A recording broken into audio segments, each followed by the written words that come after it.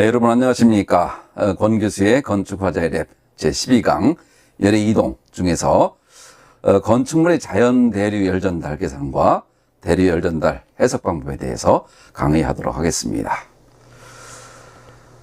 지난 강의 내용을 잠깐 살펴보게 되면 우리가 지난 강의 시간 상당히 많은 내용을 공부했습니다. 그 중에 대표적인 내용을 한번 정리해 보게 되면 첫 번째, 반우만 고치의 이론을 이용해서 비정상 열전도 해석을 했던 사례가 있죠. 그 중에서 표면 온도가 갑자기 T 무한대로 상승했을 경우, 주로 화재 때를 대비한 내용들이죠. 일정한 연료속을 받을 경우, 화염으로부터 일정한 연료속, 복사 연료속을 받을 경우, 또 온도가 T 무한대의 유체로부터 열전달을 계속 받을 경우, 이런 다양한 세 가지 루트를 통했을 때의 비정상 열전도 해석을 어떻게 하는가에 대해서 우리가 공부했습니다. 그리고 대류 열전도 해석을 위한 주요 용어, 그리고 무차원수를 우리가 공부했는데, 첫 번째 강제 대류 열전달에서는 레이놀드 수를 사용한다는 내용이 있었죠. 레이놀드 수.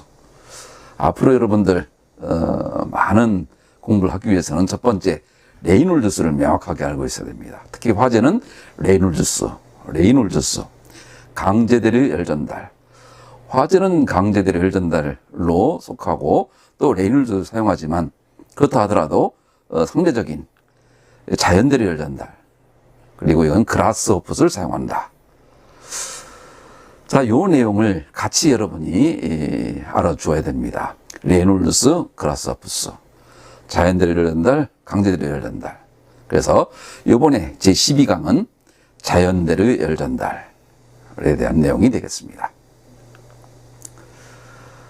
그리고 측류와 난류에서도 측류는 레이놀드 수가 얼마보다 작은지, 또 난류는 레이놀드 수가 얼마보다 크고 얼마보다 작은지, 10의 5승, 5 곱하기 10의 5승보다 크고 10의 7승보다는 작다든지, 이런 범위에 해당되는 내용, 이 범위에 따라 델타를 구할 수 있는 내용들을 우리가 공부했죠. 여러분들 기억이 나는지 모르겠습니다. 자, 이 델타를 구하기 위해서 또 우리가 다양한 무차원수, 그 중에 레이놀드 수, 점성력분의 관상력, 또 그라스호프 수. 자, 이런 내용들을 실제 여러분들이 한번 어떻게 구성이 되고 또 그것들이 실제 무차원으로 돼가는 과정을 설명할 수 있으면 그 무차원수에 대한 의미를 명확하게 알게 되는 것입니다. 그리고 프렌탈수, 열 확산계수분의 동점성 계수. 열 확산계수와 열 전도율과의 차이점도 지난번에 강의했습니다. 자, 그래서 이런 내용들 하나하나를 용어 설명, 또 기호, 또 무차원으로 돼가는 과정, 또 그 내용들이 어떻게 대류 열전달에 사용되는지, 이런 내용들을 여러분들이 하나하나 해결해 나갈 수 있기를 바랍니다. 그리고 또 스탠톤수, 또 누셀트수, 열전도분의 열전도 열이동, 열전달의 연열이동과의 구성되는 무차원수죠. 자, 이런 내용들을 토대로 해서 우리가 뉴턴 냉각 법칙 H의 단위는 와트 퍼 미터 제곱 켈빈. 자, 요 내용이 운동방정식으로 해서 연소계식 질량보존이죠. 또 그다음 운동방정식, 요 내용들에 대해서 구성되는 과정들, 또 전개되는 과정들, 집약되는 과정들을 우리가 한번 공부한 적이 있습니다. 이 강제 대류 열전달 내용이죠. 그리고 강제 대류 열전달에서 델타를 구하는 것이 가장 중요했는데, 이 측류일 경우에 구하는 방법, 또 난류일 경우일 때 구하는 방법, 요 내용들을 우리가 했습니다. 자, 그리고 이제 이 제12강에서는 자연 대류 열전달, 강제 대류 열전달을 했기 때문에 자연 대류 열전달, 그리고 전반적인 대류 열전달에 대한 계산 방법, 요 특히 두 번째 자연 대류 열전달 내용은 조금 여러분들에게 디테일한 내용보다는 자연 대류 열전달의 기본적인 구성되는 과정을 우선 여러분들에게 공부를 하고 싶습니다.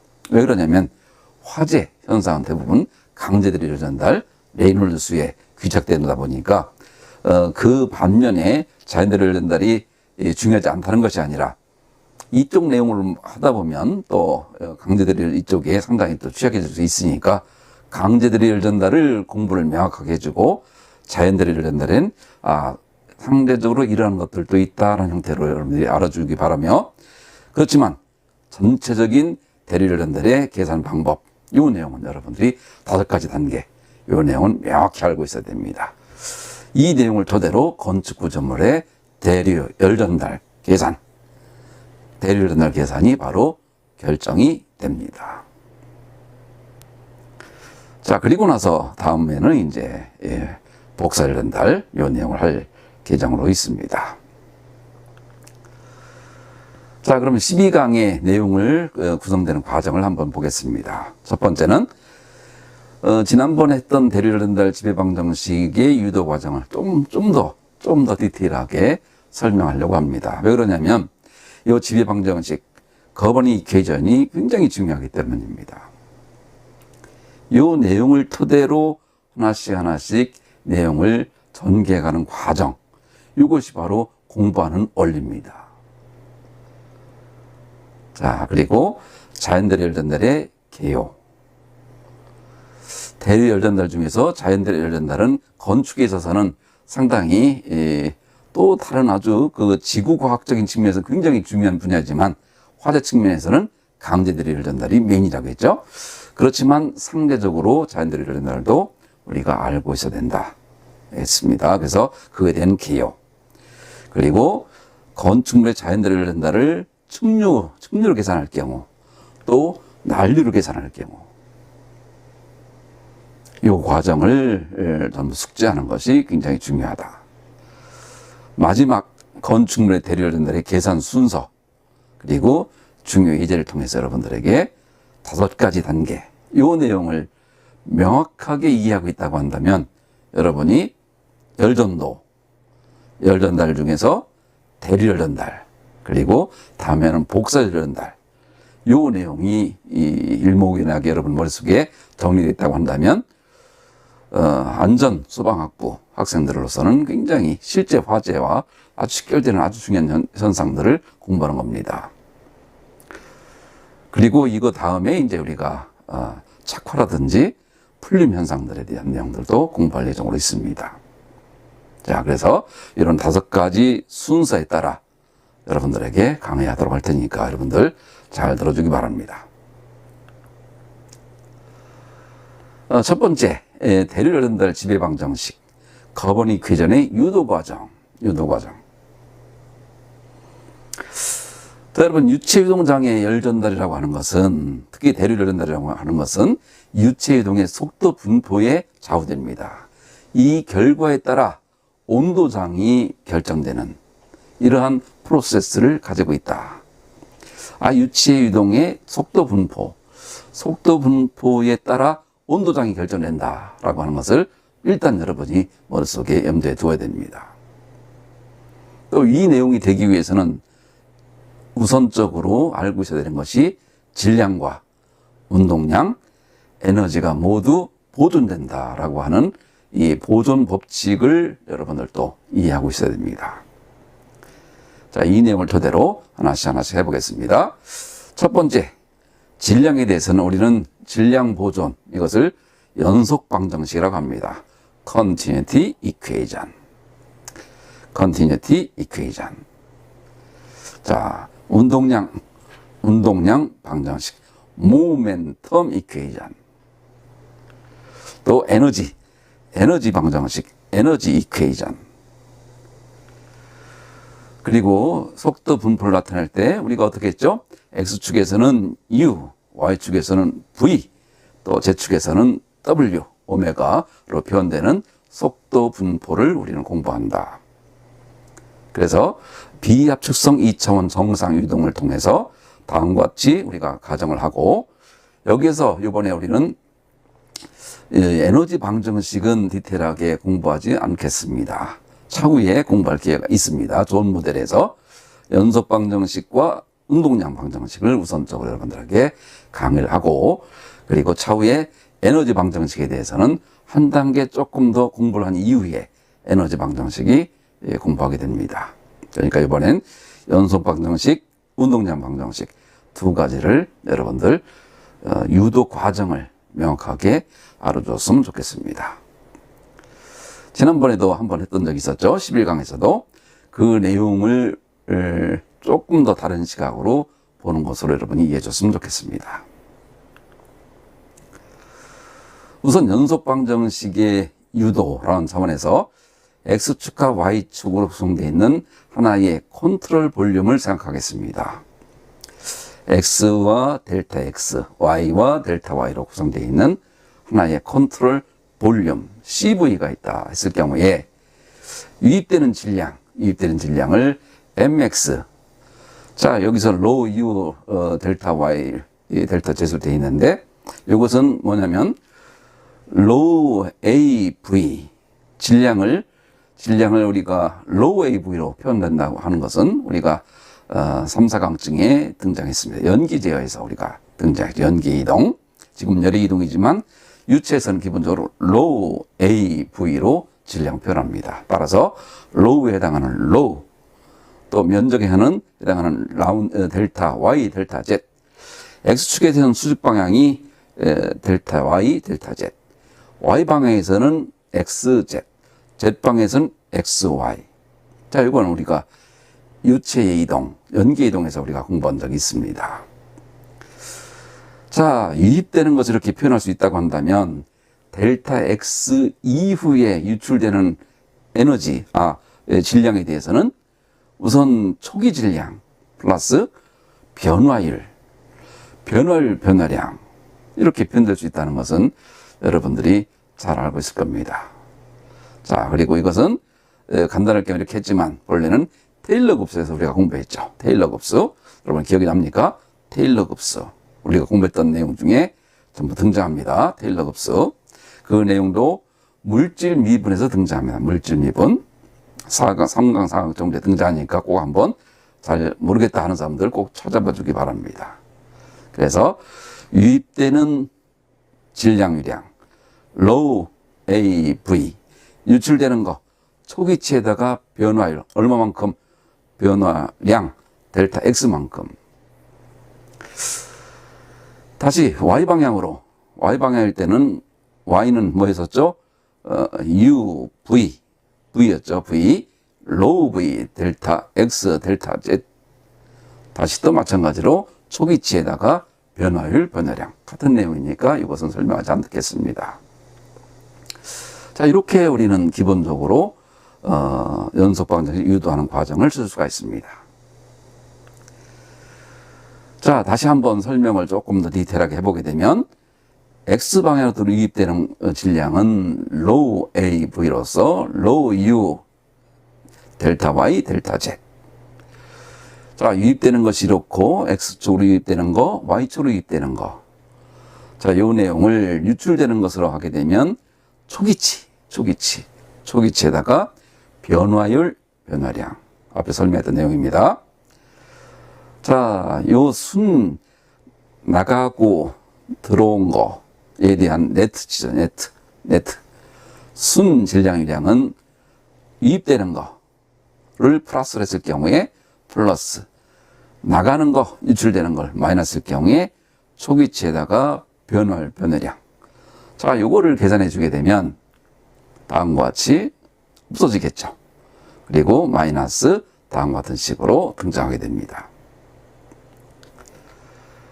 자, 그리고 X축이니까 Y, Z 방향으로 서로 연결되겠죠. 자, Y 방향인 경우에도 마찬가지로 초기치는 서로 상쇄가 되고 없어지고 X, Z로 해서 다음과 같이 쓸 수가 있게 됩니다. 네트한 것은 유입되는 거를 플러스, 나가는 거 마이너스, 유출되는 거. 자, 요 내용을 서로 더해준 것을 우리는 네트를 한다. 자, 질량에서는 low AV. 자, 이것을 X방향으로 최종 유입하는 순 질량유량, Y방향으로 유입하는 순 질량유량. 순이라는 얘기는 뭐죠? 들어온 거, 나간 거. 들어온 거 나간 거를 서로 더해주게 되면 그것은 서로 0이 된다. 자, 이것을 다시 쓰게 되면 다음과 같이 우리가 앞에 있었던 다시 한번 쓰게 되고, 델타 x, 델타 y, 델타 z는 서로 공통되기 때문에 이건 뭐 서로 나눠주게 되면 없어지는 거가 되겠죠. 자, 요 내용을 밀도가 일정하다 했을 경우에는 로우까지 상쇄가 돼서, 자, 연속 방정식이라 한다는 얘기는 질량 보존이라고 했죠. 질량 보존. 이것도 우리가 연계 이동에서 등장했습니다. 연계 이동에서. 그래서 라운드 x분의 라운드 2요 플러스 라운드 y분의 라운드 v는 이퀄 제로다. 뭐에 따라? 위에서 지정한 식에 따라. 이것을 우리는 연속 방정식이라 부른다. 자, 지난번에 11강 했을 때에서도 마찬가지로 연속 방정식을 우리가 서술했죠. 약간 다르게도 표현했지만 여러분들에게 자꾸 이렇게 설명하는 이유는 다양한 방법이 있다 이겁니다. 어떻게 하는 방법에 따라 여러분들도 한번 이런 다양한 방법들로 거버닝 이퀘이션, 지배 방정식을 내 거로 하는 실력을 여러분 갖춰야 됩니다. 자, 두 번째는 운동량 방정식입니다. 운동량 방정식은 F는 ma. 이건 뭐 여러분들 중학교 때부터 공부해온 거죠. 아주 쉬운 얘기지만 여기서부터 시작입니다. 자, 가속도에 그 물체의 질량을 곱하면 동일한 방향으로 작용하는 외력과 같다는 법칙으로부터, 법칙이라는 것보다 기본적인 상쇄돼가는 과정입니다. 자, 운동량에 대해서는 서로 인풋과 아웃풋이 같다. 자, 한번 볼까요? 자, 우리가 4강에서도 우리가 공부했던 것이 최적력과 표면력, 최적 요소에 작용하는 외력으로는 유동장에서 최적력과 표면력, 우리가 공부한 적이 있습니다. 자, 그래서 만약 기억이 안 난다고 한다면 여러분 꼭 4강을 봐주기 바랍니다. 자, 대류열 전달에서는 유체 유동의 속도, 그 속도 같은 것들이 전부 최적력과 표면력, 또 그걸 상응하는 응력으로부터 생성이 된다. 자, 그 내용을 다시 한번 정리해보면 질량과 I방향의 가속도, F는 ma죠. 이러한 힘은 I방향으로 작용하는 최적력 플러스 표면력, 최적력과 표면력의 두 가지 합과 기본적으로 같다. 이 내용을 여러분들이 머릿속에 꼭 염두에 두어야 됩니다. 질량 보존, 연속의 식, 운동량 보존, F는 ma. 자, F는 ma가 최적력과 표면력과의 합과 같다. 4강에서도 우리가 공부한 사례가 있습니다. 자, 여기에서 우리가 다시 질량을 한번 표현해 보면, 여러분들 질량을 m이라고 표현할 수 있겠지만, 자, m은 다시 미소 최적 요소에서는, 유체에서는 m이라는 표현보다는 로우 v라는 표현이 많이 사용됩니다. 왜죠? m 그 자체가 들어가는 그 m보다도 고체에서는 당연히 m으로 표현되면 되겠지만, 로우에 상당히 영향을 받고 최적에도 상당히 영향을 많이 받기 때문에 로우 v로 여러분 질량, v란 얘기는 뭐죠? 델타 x, 델타 y, 델타 z의 곱입니다. 그래서 질량은 로우 v로 표현한다. 그리고 가속도, 여러분 물질 미분 4강에서 공부했던 기억이 납니까? 물질 미분 4강 내용 꼭 여러분 참조해 주기 바랍니다.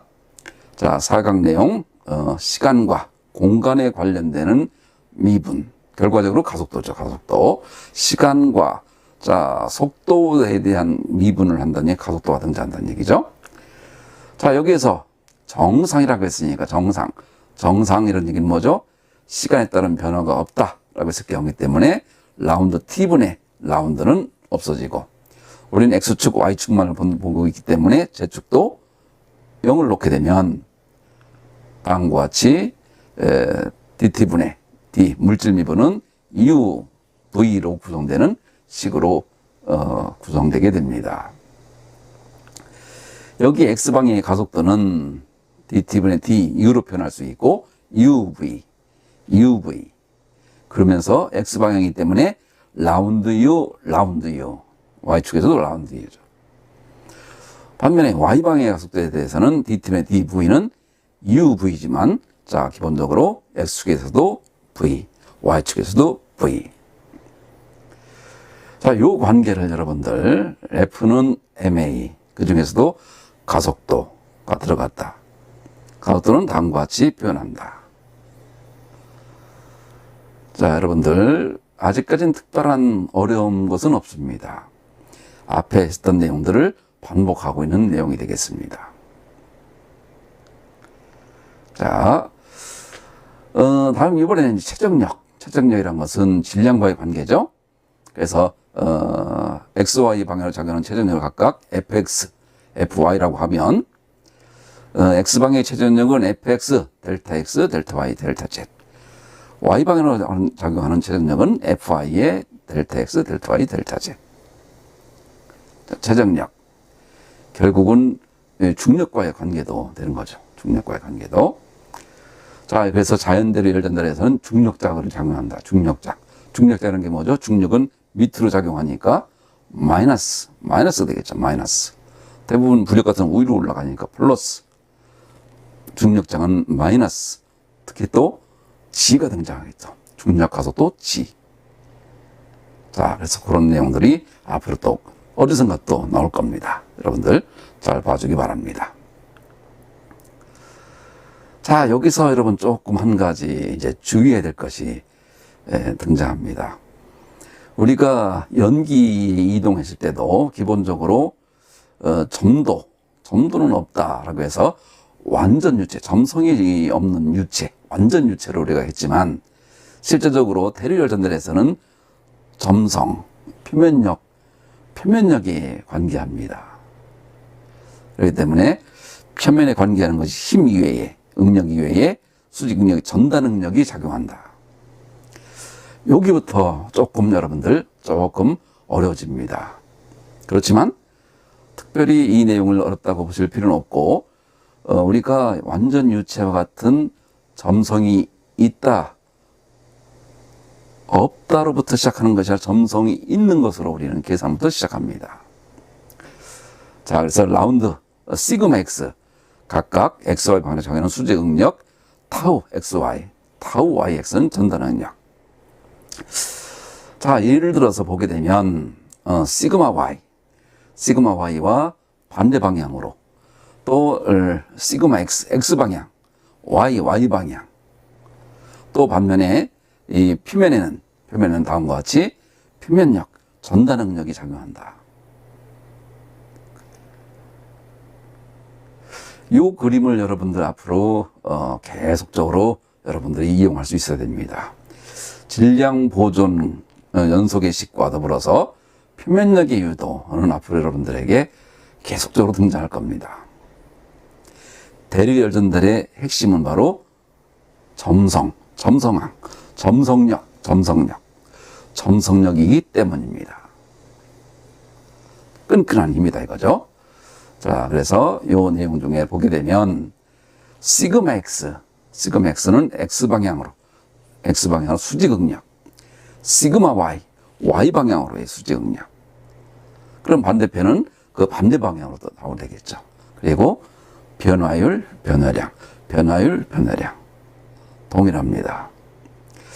따라서 타우의 xy라고 하게 되면 델타 y, 델타 z, x축의 수직인 면에 y 방향으로 작용하는 전달 능력이다. 자, 타우 전달 능력, 시그마 수직 응력. 자, 요 내용 타우와 시그마, 요 내용을 변화율, 변화량과 더불어서 방향. 지난번에는 우리가 힘에 대해서 서로 아래 위에서 누르는 힘으로 표현했지만 이번에 이제 인장 방향으로 표현한 겁니다. 자, 이 내용을 조금 더 한 단계 보게 되면 순수직력을 보게 되면 다음과 같이 자, 앞부분 서로 초기치는 서로 없어지면서 마지막에 순수중이 등장하고 순전단력, X의 양방향, 플러스 방향이죠. 양방향으로 작용하는 순전단력 같은 경우에도 다음과 같이 초기치는 없어지면서 다음과 같이 표현할 수 있다. 그래서 여러분들 타우의 YX, 그 다음에 X방향, 타우의 XY, Y방향, 이 내용을 여러분 정확히 알고 있어야 됩니다. 이 내용을 모르게 되면 굉장히 복잡해 보이고 힘들어 보이지만 실제 이 내용을 하나씩 알고 들어가서 여러분이 쓸 수 있다고 한다면 전반적인 힘의 구성되는 두 가지 힘이다 이거죠. 두 가지 힘. 하나는 수직응력, 표면력, 전단응력, 전단. 따라서 아래에서 이렇게 하게 되면 전단, 위에서 가위와 같이 자르는 이런 어떤 응력을 말하고 있습니다. 자, 그래서 X의 양방향으로 작용하는 순표면력, 순네트한 표면력을 보게 되면 X방향이죠. X방향에서는 다음과 같이 X가 메인이 되고 또 Y방향에서는 Y가 메인이 되는 이런 식으로 구성이 된다. 자, 이런 식이 결과적으로 아까 있었던 X방향의 총 운동량, 종합적인 운동량을 보게 되면 MA는 아까 있었던 로우, M을 하기 위해서 로우, 델타 X, 델타 Y, 델타 Z, M과 자, 또 이쪽에서도 마찬가지로 델타 X, 델타 Y, 델타 Z 이걸 서로 상쇄되면 뭐에 따라 MA는 최전력과 표면력에 따라 상쇄가 되면 다음과 같이 없어지게 되면 결과적으로 관성력과 이건 X방향, Y방향 동일합니다. 관성력과 FX, FY에 해당하는 최정력 또 라운드 Y, 라운드 X에 해당하는 압력에 의한 힘 또 점성력으로 이렇게 구성된다. 자, 여기까지 여러분들 지난번에 했던 방법도 있고 또 이번에 하는 방법도 있습니다. 또 다음 여러 가지 방법을 여러분들 소개를 합니다. 그러니까 여러분이 봤을 때 이것이 나한텐 편하다라는 방법이 있다고 한다면 세 가지 방법 중에 나는 이걸로 하겠다. 하나만 명확하게 알고 있으면 됩니다. 자, 그래서 각종 응력을 속도 성분으로 치환한다. 이건 뭐냐면 응력으로 되어 있는 시그마 X, 타우 YX 같은 것들을 속도 성분으로 치환해주면 자, 다음과 같은 속도 성분을 치환해주는 기본적인 사전에 연구되어 있던 그런 내용들이 있어서 요 내용들을 서로 입력을 시켜주게 되면 자, 결과적으로 정상 2차원 흐름에 대한 XY 방향의 운동 방정식이 유도가 됩니다. X방향 운동량, Y방향 운동량. 그래서 지난번에 했었던 경기층을 하기 위한 강제대류 열전달. 우리가 지난번에 11강에서는 유체요소에 대한 운동 방정식에 다음과 같은 가정 조건 속에 다음과 같은 식으로 구성된다 해서 강제대류 열전달에서는 다음과 같이 이런 과정을 통하여 U, V, 누로 표현되는 운동 방정식을 우리가 지난번 소개한 적이 있습니다. 자, 여기서도 마찬가지로 자연대로 열전달 운동 방정식은 만약 FX는 유체 요소에 작용하는 무게, 결국은 아래로 작용하는 그 무게, MG에 해당된다 이거죠. MG. 또 라운드 X번 라운드 P라는 것은 X방향의 압력 기울기는 높이 변화에 기인되는 건다라고 하는 측면에서부터 요 다음과 쓸 수가 있고, 요 내용을 다시 라운드 X분의 라운드 P를 마이너스 로우먼데 G로 표현을 할 수가 있기 때문에 다음과 같은 식으로 써서 요 내용을 최종적으로 운동량 방정식에 대입하면 연수계식과 더불어서 다음과 같이 자연대로 열전달의 운동 방정식이 등장한다. 여러분들이 이건 직접적으로 한 번씩 해보면 좋습니다. 대류열 전달 지배방정식의 유도. 뭐죠? 강제 대류열 전달, 자연 대류열 전달. 연속의 식, 연속의 식은 공통이지만 강제 대류열 전달, 자연 대류열 전달. 자, 기본적으로 오는 과정. 여기서 이번엔 에너지 보존식은 하지 않는다고 했죠. 에너지 보존식 하기 위해서는 두 가지 단계가 좀 더 필요합니다. 그것은 나중에 존 모델이라고 하는 그 내용을 공부할 때 한 번 더 공부할 예정으로 있으니까 이번에는 여러분들 질량 보존, 연속의 식과 운동량 보존, 강제 대류, 자연 대류에 대해서 나는 다음과 같은 식으로 지배방정식을 설명할 수 있고 수식으로 난 풀어서 여기까지 올 수 있다라고 하는 것을 여러분이 해줬으면 좋겠습니다. 자, 그래서 대류열 전달 경계층에 대해서는 강제 대류열 전달에 대해서는 다음과 같이 설명할 수 있죠. 설명할 수 있고 자연 대류열 전달에서는 다음과 같은 부력과 관계되기 때문에 자, 부력항이 등장하는 거죠. 그래서 강제 대류열 전달은 우리가 11강에서 했고 지금 하는 것이 이제 자연 대류열 전달의 운동량 방정식. 자, 요 두 가지를 나는 설명할 수 있다. 그리고 수식으로 또 유속과 온도와의 관계를 통하여 델타를 구하는 것이 가장 중요한 내용이었죠. 델타. 그래서 델타를 나는 기본적으로 구할 수 있다. 이것이 가장 중요한 포인트입니다. 자, 그러면 두 번째로 이제 자연 대류열 전달에 다시 한번 디테일하게 한번 들어가 보도록 하겠습니다. 지금까지 했던 거는 지배방정식을 중심으로 강제 대류열 전달 그리고 자연 대류열 전달의 그 내용들을 우리가 연속의 식, 운동량의 식으로 표현했지만 이번부터는 자연 대류열 전달을 집중적으로 한번 해보고자 합니다. 자, 오른쪽은 자연 대류열 전달의 아주 전형적인 모식도죠, 모식도. 자, 온도가 다른 물체, 높은 데서 낮은 데로. 자, 그래서 유체 간의 열 전달에 의해서, 이 물체와 유체 간의 열 전달에 의해서 자연 대류열 전달이 발생한다. 자, 요 과정. 그리고, 그라스호프 수가 10의 9승보다 큰지 작은지에 따라 난류인지, 측류인지, 또 온도 분포도 어떻게 되고, 속도 분포는 어떻게 되고, 또 속도 분포, 측류일 때의 온도 분포. 자, 이런 과정들이 한눈에 나는 그림을 그릴 수 있고, 결과적으로 델타라고 하는 요 델타를 나는 구할 수 있다. 자, 요것이 바로 포인트입니다. 자, 그리고 속도와, 위쪽을 향하여 속도와 온도의 경계층이 생성된다. 그리고 경계층은 촉이나 선단 부분에서는 측류 경계층, 또 일정 부분 높이가 증가됨에 따라 난류 경계층으로 나뉜다.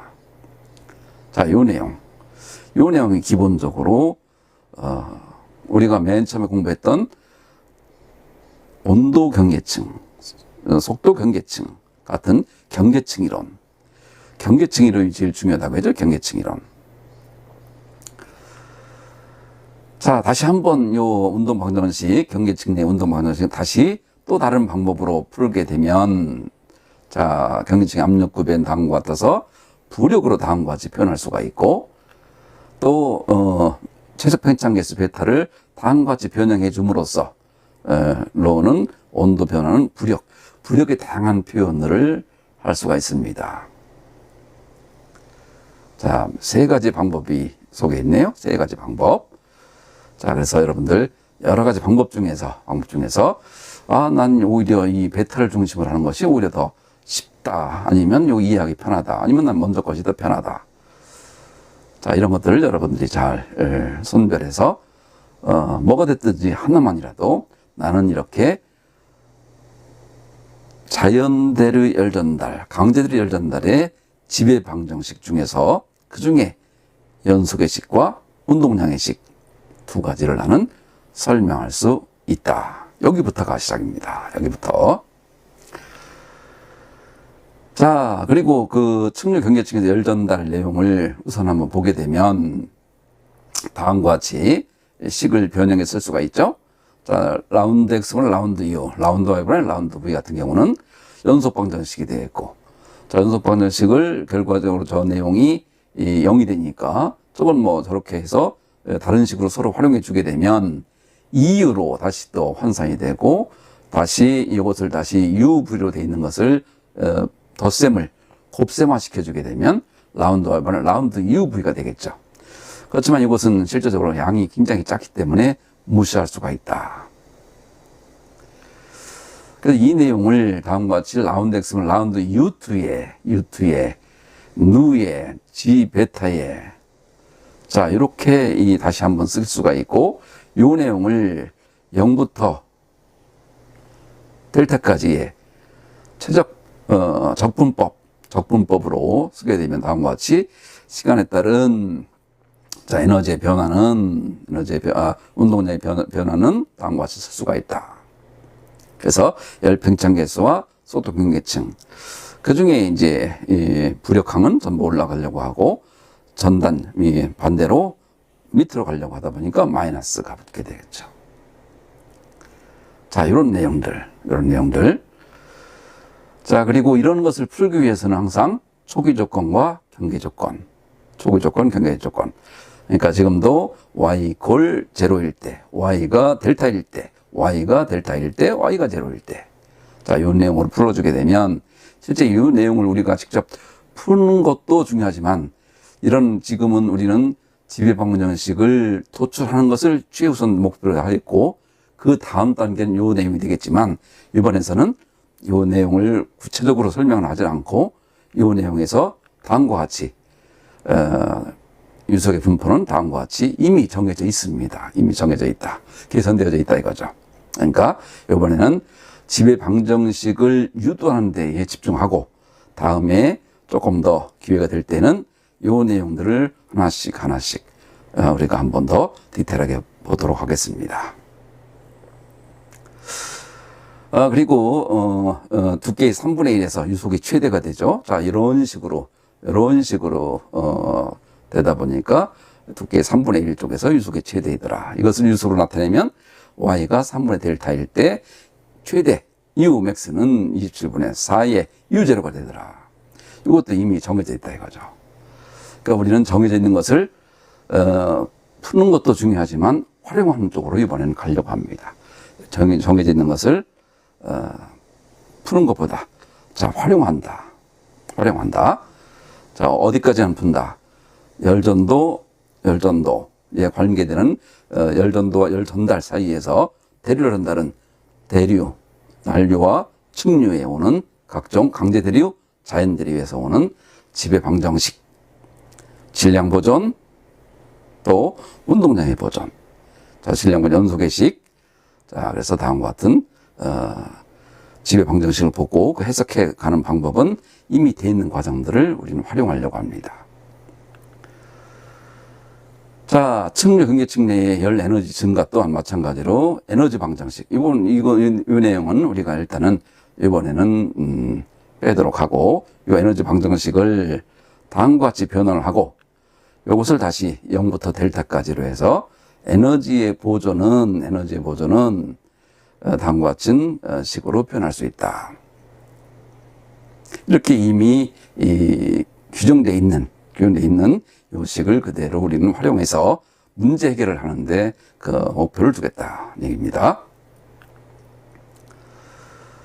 자, 마찬가지로 이것도 경계 조건, 다음과 같이 세 가지 경계 조건에서 만족시키는 분포는 다음과 같이 표현할 수 있다.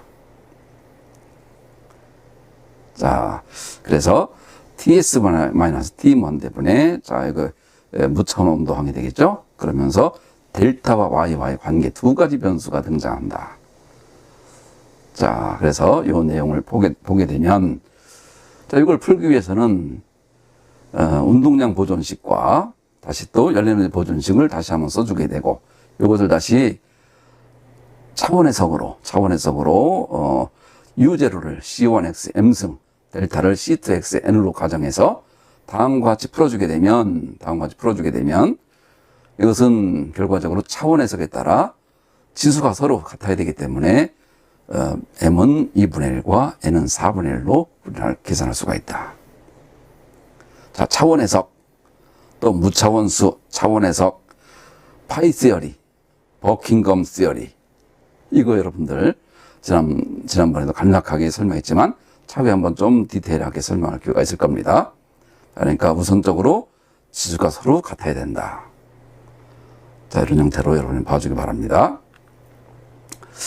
자, 이렇게 되면, 자, C1X의 2분의 1승, 2분의 1, 델타의 4분의 1승으로 놓게 되고, 요 내용을 토대로 해서, 국소열전달 개수, HX는 델타분의 2람다로 표현할 수가 있고, 누셀투스는 요 내용을 통해서 최종적으로, 다음과 같이 그라스호프스와의 관계를 통해서, 자, 요 내용을 설명할 수 있다. 자, 그래서 그라스호프스가 10의 9승보다 큰지 작은지에 따라 측류인지 난류인지에 따라 상당히 또 다른 식이 바뀌게 되는데요. 이것은 평균 누셀트수, 이거 내용이 중요합니다. 누셀트수는 누셀트수 L은 0.667의 프렌탈수의 4분의 1승, 그라스호프스 프렌탈수의 4분의 1승. 자, 그라스호프스와 프렌탈수의 곱은 레일리수라고 우리가 합니다. 레일리수. 알리를 표현합니다. 그래서 레일리수는 그라스호프스와 프렌탈수를 곱한 것으로 다음과 같은 식으로 표현된다. 자, 그래서 좀 전에 했던 내용들은 측류일 경우, 난류일 경우에는 이론적 해석이 매우 어렵습니다. 그래서 이 주로 이제 실험적 결과 등을 토대로 해서 실험 결과와 이론적 반반씩 이렇게 해석으로 주로 이루어집니다. 그래서 우리는 여기 난류 경계층에서는 다음과 같은 프렌탈의 7분의 1승 법칙을 따라서 다음 같은 식으로 구성이 되고 최종적으로 누셀투스 평균 누셀투스는 국소 누셀투스의 6분의 5가 되다 보니까 다음 같은 식으로 표현될 수 있다. 자, 이게 포인트입니다. 자, 이것이 어떻게 나왔는지 이 과정에 대해서 궁금하다 하는 학생들이 있다고 한다면 조금 기다려 주었으면 좋겠습니다.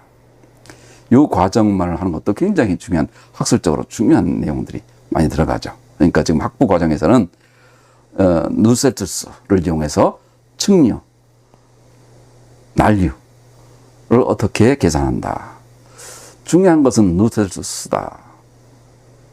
자, 여러분들, 그래서 다음과 같은 수식으로 끌고 오는 과정, 그러면서 요 중요한 포인트 되는 누셀투스를 가지고 평가하는 과정, 요 내용을 정확하게 숙지해 놓기 바랍니다. 자, 요 내용이 이 자연 대류열 전달의 포인트라고 한다면 이제부터는 전체적인 대류열 전달을 계산하는 건축물의 대류열 전달을 계산하는 순서와 중요 예제로 하겠습니다. 건축 구조물에서 대류열 전달을 계산하는 사례는 별로 없습니다. 왜 그러냐면 복사 전달이 그만큼 중요하기 때문입니다. 그러나 경계층에서만큼은 반드시 대류열 전달을 계산해 줘야 된다. 그래서 복사 열 전달과 대류열 전달의 총합 열 전달 계수라는 것이 또 등장합니다.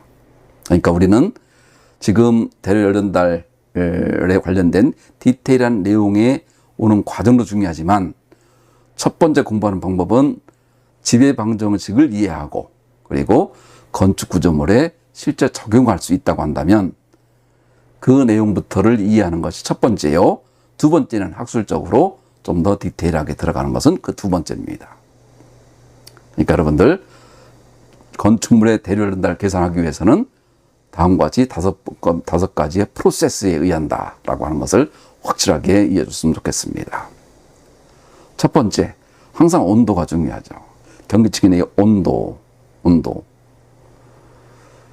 자, 경계층의 온도를 우선 명확히 알고 있어야 되고, 자, 이 온도는 다음과 같이 2분의 T-T 무한대로 계산이 됩니다.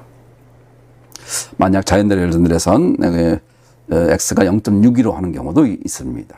그렇지만 일반적으로 2분의 간이하게 계산한다 이거죠. 자, 온도가 높은 쪽과 낮은 쪽에서의 기본적인 온도.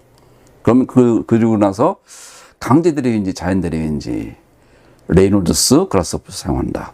강제대류라면 레이놀드스, 자연대류라면 그라스호프스. 그래서 강제대류 레이놀드스, 자연대류 그라스호프스. 자, 요 내용 여러분들 레이놀드스와 그라스호프스를 사용한다. 자, 측류와 난류에 맞게 누셀트스를 계산한다. 누셀트스. 지금까지 우리가 해왔던 게 누셀트스였죠. 누셀트스. 그래서 자연대류 열전달일 때는 그라스호프스가 10의 구성보다 큰지 작은지 등등. 자, 그리고 마지막으로 열전달 계수 H를 계산한다. 이 H를 구하는 것이 가장 어려운 포인트라고 했죠. H를 구하는 것이. H는 L분의 람다 누셀트스. 자, 누셀트스를 알다 보면 바로 여기 대입해 주면 되겠죠. 자, 그럼 연료속 Q2'은 H의 TS-T 무한대. 자, 요 5번 항을 구하기 위해서 우리가 4가지를 계산할 수 있어야 됐다 하는 것이 중요한 프로세스입니다.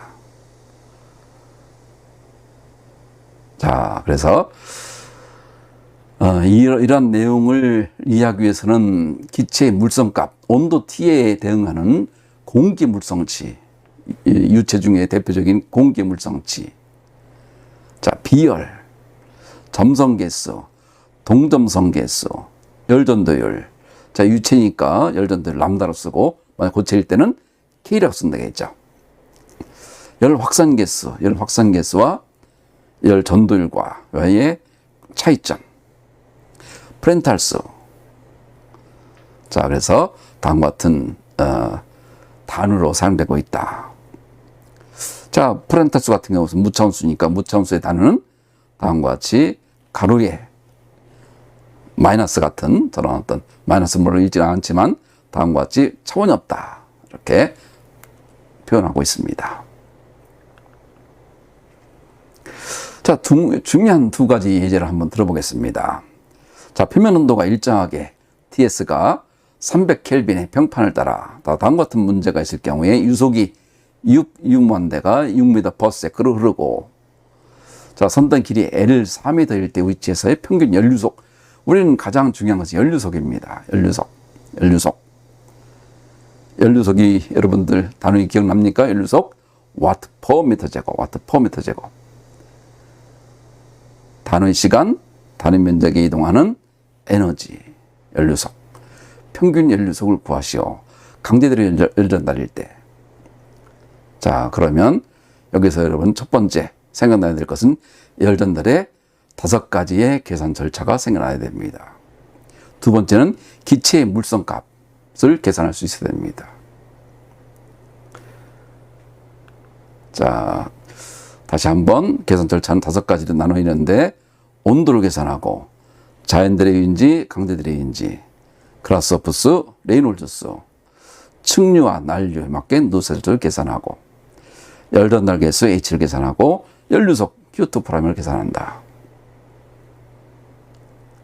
자, 여러분들 요 내용이 실제 여러분들이 공부를 하는 방법 중에서 이러한 문제를 우선 해석할 수 있고 풀어낼 수 있고, 또 그리고 조금 더 들어가서 지배방정식과 풀어오는 과정을 나는 설명할 수 있고, 자, 요까지가 바로 1차, 2차, 3차까지 오는 과정을 전부 여러분 공부해야 되겠지만, 이번에는 지배방정식과 풀어오는 과정과 실제적인 예제를 통해서 활용하는 측면으로 공부하고, 다음에 오는 과정들은 다음에 우리가 하겠다고 했죠. 그러니까 이 내용들 여러분들 잘 봐주기 바랍니다.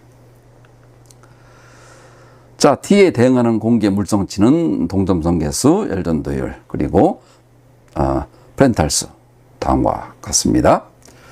자, 예를 들어서 공기의 물성값을 450켈빈에서 그렇죠? 2개 나눠주고 나누기 2 해주게 되면 이 켈빈을 이용해서 동점성 개수, 열전도율을 우리가 계산할 수가 있죠. 그러면서 프렌탈수는 0.72로 해서 자, 강제들이기 때문에 레이놀드 수를 계산하면 레이놀드 수가 7.57 곱하기 10의 5승이 있죠. 그러면 5 곱하기 10의 5승보다는 크고 10의 7승보다는 작다 보니까 이것은 난류에 해당한다. 난류에 해당하면 난류이다 보니까 중요한 것은 뭐였었죠? 측류인지 난류인지에 따라 누스트를 구하는 것이 중요했었죠. 자, 강제들의 열전달은 11강에서 우리가 공부했습니다. 0.37의 프렌탈수의 3분의 1승, 레이놀드 수의 5분의 4승. 그래서 그 내용을 전부 해주게 되면 다음과 같은 식이 등장하고, 이것은 다시 열전달 계수 HL은 L분의 람다 누셀수에서 다음과 같이 우리는 구할 수가 있다. H를 구할 수가 있는 거죠. 0.0152 킬로와트 퍼 미터 제곱 켈빈. 자, 요 내용을 쉽게 넣어주게 되면 온도차, 자, 300과 600 차이 넣어주게 되면 다음과 같은 4.56 킬로와트 퍼 제곱미터. 자, 마이너스가 등장하는 것은 이제 방향이 되겠죠. 그러니까 이제 이것은 큰 방향을 나타내는 건 큰 문제는 없습니다. 평균 연료속은 다음과 같이 5가지 단계로 구할 수 있다. 자, 요 과정을 여러분들이 공학적으로 문제 해결, 공학은 결국 문제 해결입니다, 여러분들. 문제 해결을 할 수 있는 툴을 여러분들이 익히는 것이고, 그 내용을 익혔다고 한다면 그 다음에는 좀 더 이렇게 오는 과정을 우리가 공부하는 것이죠. 어떻게 해서 이렇게 풀 수가 있었는지. 자, 그래서 여러분들 공부하는 방법은 그렇게 문제 해결, 기본적인 지배방정식을 이해하고 또 문제 풀이고 하는 과정을 이해하고, 그리고 그렇게 풀어오는 과정을 나는 설명할 수 있다라고 한다면 세 가지 전부 여러분이 이해하고 있는 겁니다. 그거에 따라 여러분들의 실력이 하나하나 일취월장 늘어나는 겁니다. 자, 마지막 두 번째 문제는 이제 자연대리를 전달할 때는 이제 올라가는 쪽이 되겠죠. 자, 마찬가지로 평균 연료속을 구하시오. 마찬가지로 계산 절차가 필요하고 기체 물성가 필요합니다. 마찬가지로 다음과 같이 온도를 계산하고 자연대리에 따라 그라스호프수를 사용해서 자연대리요 그라스호프수가 어떻게 되고, 또 그다음 측류인지 난류인지에 맞도록 또 열전달 개수를 구하고, 마지막으로 연료속 Q2 프라임을 구하면 되는 거죠. 자, 이것은 이제 자연대리 열전달과 더불어서 하기 위한 기본적인 공기에 대한 각종 물성치들을 다시 한번 결정해 주는 겁니다. 공기 물성값 450 켈빈에서 동점성 개수, 또 열전도율을 전부 우리는 구할 수가 있습니다. 프렌탈수 0.7을 이용하고, 또 자연대율이기 때문에 대표 기류로 다음과 같이 그라스호프수를 계산하면, 그라스호프수는 6.24 곱하기 10의 11승, 10의 9승보다 크니까 이것은 난류가 되는 거죠. 10의 9승보다 작다고 한다면 측류가 되겠고요. 자, 그래서 이 경계층은 난류가 되다 보니까 0.021. 자, 요 내용을 통해서 계산하게 되면 값이 나오게 되고, 요 값을 HL을 다음과 같이 넣어줌으로써 H 대류 열전도율, 열전달률, 열전달 개수 0.0087 킬로와트 퍼 미터 제곱 켈빈, 열전도율 와트 퍼 미터 켈빈, 열관리율 와트 퍼 미터 제곱 켈빈 등등 각종 열자에 관련되는 그 단위들 여러분들이 마구마구 서로 왔다 갔다 할 수 있어야 됩니다. 그리고 마지막으로 연료속 Q2 프라임은 다음과 같은 식에서, 이거는 우리가 뉴턴 냉각법칙이었죠. 이 내용을 풀어주게 되면 2.61 킬로와트 퍼 미터 제곱이라고 하는 연료속, 평균 연료속을 구할 수 있었다. 자, 이 내용이 이 건축물의 대류 전달 5가지의 계산 순서에 아주 중요한 내용입니다.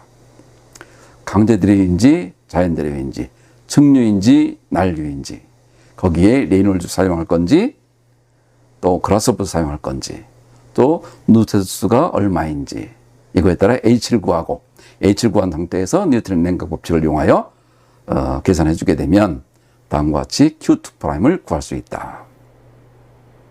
자, 요 내용 Q2'을 구하는 것이 우리는 가장 중요합니다. 자, 우리가 지금까지 했던 내용을 다시 한번 정리해 보면 첫 번째 자연대로 혈전달은 연속 방정식, 질량 보존이죠. 질량 보존 다음과 같이 쓸 수가 있고 또 운동량 방정식 또 우리가 쓸 수 있었습니다. 요 두 가지를 풀어오는 과정을 첫 번째는 중요시 여겼고 그 내용을 실제 풀어온 결과를 우리 이용하여 문제 해결을 하는데 힘을 쏟았죠. 그러니까 여러분들 그 과정, 그 프로세스에 대해서 여러분 잘 알아주기 바랍니다. 자, 측류와 난류, 그라스호퍼스가 10의 구성보다 작으면 측류가 되겠고 크면 난류가 되겠죠. 측류일 경우에 누셀수스, 또 난류일 경우에 누셀수스. 자, 이렇게 오는 과정에 대해서 이것도 굉장히 중요합니다. 그렇지만 이번에는 일단 문제 해결에 초점을 두었다. 이렇게 여러분 이해해주고 차후에 대류 전달을 다시 한번 종합적으로 다룰 때 요거 플러스 그 다음 단계를 다루고자 하니까 여러분 꼭 따라와 주기 바랍니다. 자, 그리고 마지막으로 대류 전달을 계산 순서는 첫 번째 온도를 계산한다. 그 다음에 강제 대류인지 자연 대류인지 레놀드스, 그라스호퍼스. 그리고 측류와 난류에 맞게 누스수를 계산한다. 그리고 열 전달 개수 H를 계산하고 마지막으로 연료속 Q2'을 계산한다. 자, 요 내용이 우리가 공부했던 자연대로 열 전달의 마지막 내용이 되겠습니다. 그래서 요 내용을 토대로 해서 우리는 대류 열 전달을 기본적으로 열전도 기초 지식과 열전도 해석을 통했고 또 대류 열전달 해석을 우리는 이것으로 마감을 하고 다음 시간에는 이제 복사에 관련된 내용들을 2개 내지 3개의 항으로 나누어서 여러분들에게 같이 강의하오니까 여러분들 잘 따라와 주기 바라고, 자, 이런 문제들을 최종적으로 예제로 통해서 확인해 보는 거, 이게 마지막 또 우리한테 관문이죠. 또 그리고 이러한 내용들이 실제 건축법이나 수방법에서는 어떤 내용들이 이 법제화되어 있는지 그런 내용들과도 관련성을 한번 보는 것이 목적이라고 맨 처음부터 여러분들 했으니까 여러분들 나하고 같이 공부하는 수방법을 공부하는 학생들도 자, 요 내용 특히 이제 화재 예방하고 주로 많이 관계되는 거죠. 대류 전달, 복사 전달 전부 예방법하고 관련됩니다. 띄운다든지 또 어떤 건축에서는 구획을 만든다든지 자, 그런 내용들 전부 법 내용과도 관련돼서 설명을 할 예정이니까 여러분들 잘 쫓아와 주기 바랍니다. 자, 그래서 다음번에는 복사능 또 완전 확산명과 물질 표명률의 복사 전달 계산을 하는 것을 할 테니까 여러분들 자, 열전도 해석 또 대류 전달 해석 다음은 복사능 요 내용으로 오는 과정 여러분들 잘 공부해 줬으면 좋겠습니다. 자, 그럼 이것으로 제 12강을 마치고 다음 13강 때 뵙도록 하겠습니다. 여러분들 수고 많았습니다.